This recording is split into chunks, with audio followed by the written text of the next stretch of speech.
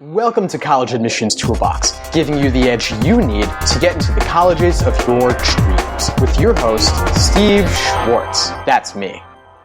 We're going to split this one up into 2 episodes because there was so much good information that we couldn't fit it all into one. Enjoy. Hey there, Steve Schwartz here, and welcome to another episode of College Admissions Toolbox. Today, we're talking with Nelson Ureña. So let's get started. Welcome to College Admissions Toolbox. How are you doing today, Nelson? I'm doing excellent, Steve. Thank you so much for having me, and I'm looking forward to a great conversation. Great. I'm looking forward to it as well. I'm so excited to feature you on the podcast today. Now, you have an incredible story. You went to Cornell for undergrad, and then you actually returned to Cornell as an admission officer, where you helped underrepresented students navigate through the college admissions process going forward, working for a new organization called Mentorverse. You're over in China now, helping students with the process. Tell us a little bit about you. All right. So like you said, I went to Cornell. I grew up in New York, went to Cornell University, and I graduated with a bachelor's of science in communication. I then went on to work at Disney World briefly. And I was at Disney for 6 months, and then I decided that Disney wasn't as much fun as Cornell. So I went back to Cornell. It's my corny little joke that I tell, but I went back to Cornell to work in the admissions office. Was there for a little while, and then I moved back to my hometown in Yonkers, where I did some independent work helping underrepresented students apply and really just find access to higher education. I now work in China. As you said, I still do private consulting, and I'm working on with my co-founders. I'm working on a education technology startup called Mentorverse. That's really exciting. Yeah, I was about to say when you were talking about Disney being less fun than Cornell, I was like, wait a second. And so now you're over in China. Yes. I currently live in Shanghai, and like I said, working on building the platform Mentorverse. Wow, that's great. I'm really interested to hear, what was the pivotal moment that led you to leave Disney and go back to Cornell? Well, you know what? I had a really fun time at Disney. And at one point I received an email from a colleague of mine, or a friend of mine, who was at the admissions office. And as a student, I worked in the admissions office. I hosted a lot of students. I did some tour guides. And I was sort of an ambassador with the Office of Multicultural Recruitment. And the woman who had the position that I ended up taking prior to me, she was leaving to pursue her graduate degree.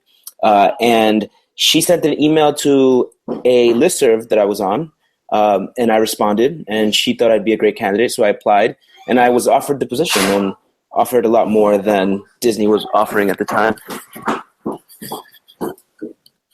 Yeah, so that's it. Are you still there? Yeah, I'm here. Okay. Well, that's great. So you got the email. You were like, you know what? Disney's good, but I love Cornell. You'd been an ambassador. You were really passionate about the school. Why were you so passionate about Cornell? Well, it gave me a lot of opportunities that I wouldn't have had otherwise. I grew up in a low-income family, and my mother, it's just my mother and I have 2 older sisters, and at that point, neither of them had gone to college.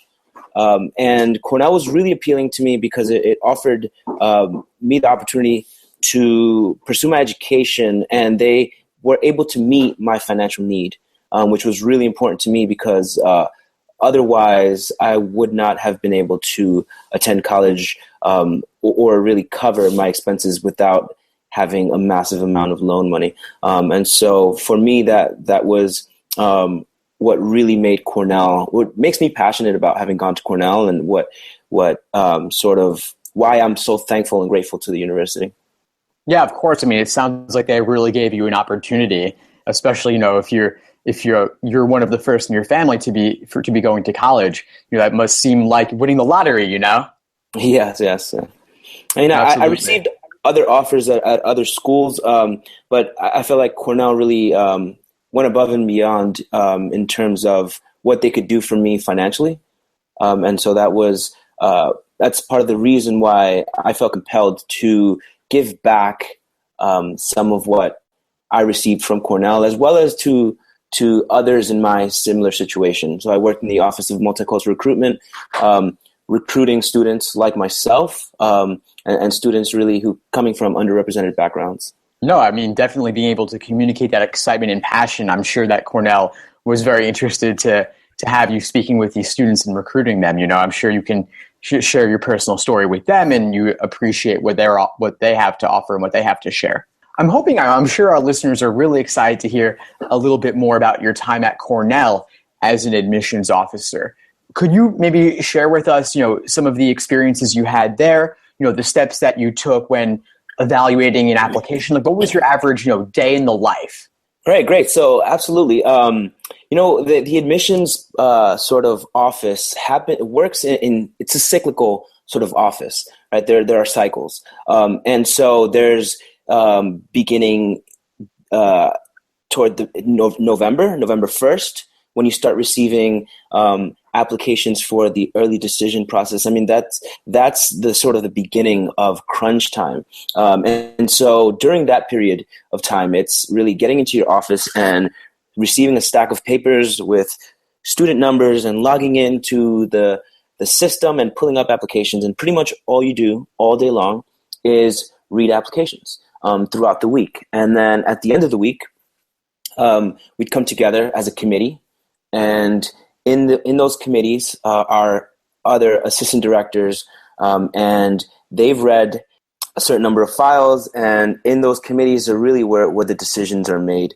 So we spent the entire week reading files, making notes, and really sort of choosing which of all the applicants that you've read, which of those are the students that sort of stand out to you or that somehow make a connection with you. And then you go into committee, and it's a real human process. I mean, there is no magic formula that determines whether a student is admitted or not.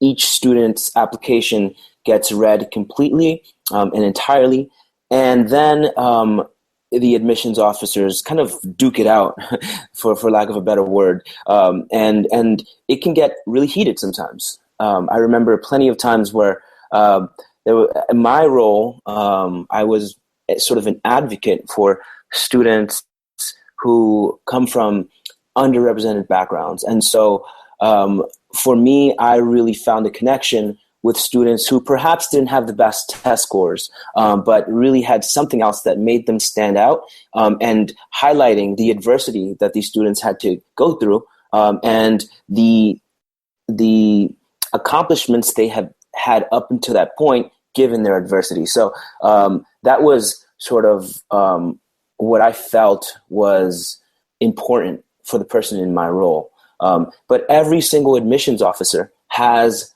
their own sort of biases and their own ways of reading an application. The admissions office comes together in a committee at the end of the week. Some students are, a very few percentage of students are clear admits, and there really is no question they're at the top of the pool. But really, admissions officers will spend the most time with the rest of the pool, whose applications sort of highlight an important part, an important factor of that student's passion or of that student's profile that makes them a good fit with the school. As I mentioned before, all admissions officers have their own biases. My role was to sort of advocate for students of color and underrepresented students.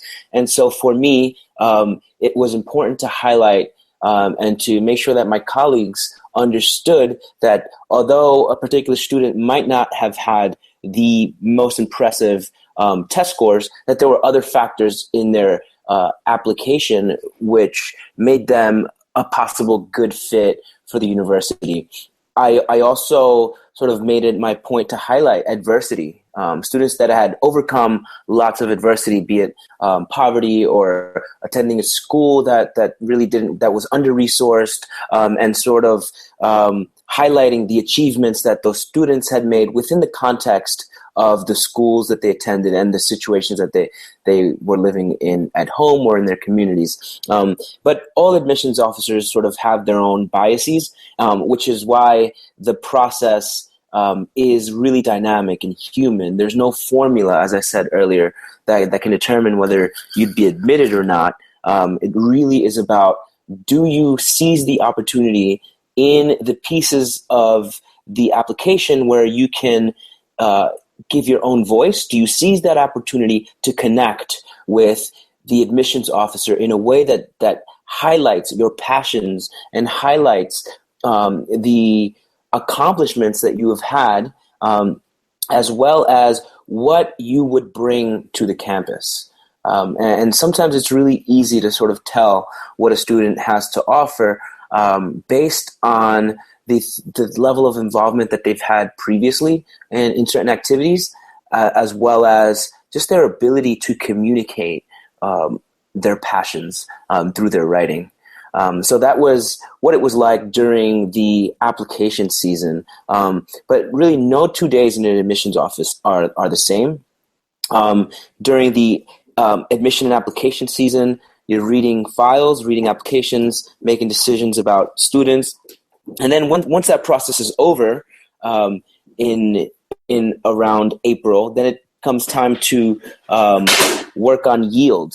And so for those students that are admitted, we hold admitted student programs. Again, since I worked in the Office of Multicultural Recruitment, I coordinated what we called at Cornell Diversity Hosting Weekend, where we brought students from all over the world to stay on campus for a weekend, 2 weekdays and a weekend, and give them the opportunity to experience life at the university. So after sort of that process, students have until May 1st to decide if they're going to attend the university. And then once those students have made their deposits, we figure out sort of what the university's yield is and if there's a need to utilize the waitlist. And if there is a need to utilize the waitlist, which means that of the number of students that were admitted, not enough decided to enroll, then the university would go to the waitlist and engage in sort of a second round of reading applications and reading students and trying to pick from the students that have been offered a spot on the waitlist, oftentimes meaning that they were good enough to be admitted, but for some reason they just were not admitted. And so have a look at the wait list and offer some admissions to those students on the wait list. And then the process begins all over, begins the recruitment season. And therefore, during the recruitment season, it's possible that I wake up in New York. It's possible that I wake up in California. It's possible that I wake up in Orlando, Florida. So we did a lot of traveling. And because my role was in the multicultural recruitment area, I connected with individuals around the country who were really advocates of higher education for students who did not really have access to higher education, or maybe who attended schools that were under. So I worked with a lot of folks that ran or organized community-based organizations that had sort of a college-going mission or a college-going goal, trying to get students into as many colleges as possible. And in my role working with those individuals and the students that they served was not only about promoting Cornell as the institution that I worked for, but rather promoting higher education in general. I met with a lot of students who had never even considered the possibility of attending college. And so for me, it was really, really important that we really highlight that they do have the chance to attend university, whether that's a 2-year institution or a 4-year institution, letting them know what the steps are along the process. And of course, as well, letting them know that Cornell is an opportunity that they can pursue. So traveled around the country, meeting students, meeting counselors, meeting leaders of community-based organizations, meeting parents, and really letting them know what the college process is all about. So that happens beginning at the end of May, I would say, all throughout the summer, as well as the beginning of the year until about October, when we begin getting ready for the admissions process again. So, like I said, no 2 days in the admissions office are the same. I know that's a little bit cliche, but it's really true, especially in the world of admissions. And really, at Cornell specifically, it's sort of cyclical. You begin 1 year with the recruitment season, and it goes all the way through the application season, and then recruitment season starts all over again.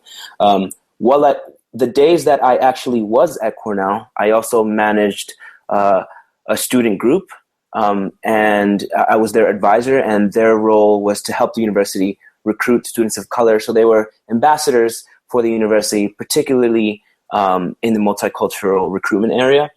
So I was an advisor to that organization, as well as I was in charge of setting students up on their visit to Cornell. So if one of you had the idea or had the intention of visiting Cornell, you would contact my office and probably get in contact with me or another one of my colleagues, and we would help you find a student in whose room you would be able to crash for the night or two that you are on campus. Wow, Nelson, you just took us through the entire year of admissions. We know, of course, it's cyclical. There are seasons. I think the seasons that our listeners are going to be most interested in are really, the initial application round when you're reviewing those applications. Obviously, some applicants are clear admits, maybe based on their GPA or their test scores, but there are those other applicants where maybe you're kind of on the fence. You've got your particular passions, and you've done such amazing work, improving access to education for folks who ordinarily might not get that voice. You have your particular bias based on, the fact that you were working in the Multicultural Office of Admissions, and that was your task. And obviously, you have your personal background as well, the story that you've been through. But I'm wondering, I think our listeners are really curious to hear, what were some of the other biases that you saw in the office aside from that? Were there certain admission officers, what were, you don't have to name names, of course, but could you just give us some examples maybe of other things that you saw? Yeah, of course. Well, I'll give this example. The College of Agriculture and Life Sciences at Cornell was the first college that was founded at Cornell. Actually, the curriculum, Ezra Cornell and Andrew Dixon White had a lot to do with actually building that curriculum. And it was primarily a farm. And so the university began as a farm. And so the director of undergraduate admissions in the College of Agriculture and Life Sciences had given sort of the directive to all of us reading files to that college saying, this year we really want to focus on finding students that have had some experience working on a farm or with farm animals, because that's sort of a connection to the sort of roots of the university. And so that was sort of a bias right there that not necessarily a bad bias, but really wanting to find students that had that sort of connection with the university. I know other colleagues that had a bias against privilege. And so if they sort of read in the essays or anywhere in the application that a student had a lot of sort of access to things that other students did not have access to, and were kind of a little bit arrogant about it in the way they came off, then this particular colleague of mine didn't really connect well with those students. So that's another one that I can remember off the top of my head. That's all I could think about at the moment. But it's sort of the personal sort of experiences that a student conveys that sometimes connect with a particular admissions officer. One of my colleagues who worked in international admissions really had that knack for understanding different curricula. And so her sort of bias was good for her because that was her role, working with international students. But she really sort of enjoyed reading applications from students whose curriculum was totally different from what we understand in the U.S. So, for her, students coming from sort of these alternative education backgrounds were really interesting. Wow, those are some great examples, Nelson. I'm really surprised to hear about the farm example. That's something I bet our listeners, weren't expecting for sure. But yeah, it's the sort of thing where, they're going to have, all the admission officers are going to have their own biases. And, if you're from a farm and the farm guy's reading your application, maybe you get a little bit of an extra boost. Or for the who's passionate about alternative education, same thing. So those are some of the, that's kind of the insider's view. Wow, I'm really, really surprised to hear that. Interesting stuff. Right. And I think the way that the process sort of balances itself out is that no one person makes the decision. It comes together, or at least at Cornell, admissions officers come together in a committee, and what tends to happen is we learn each other's biases, and so we account for that in the process.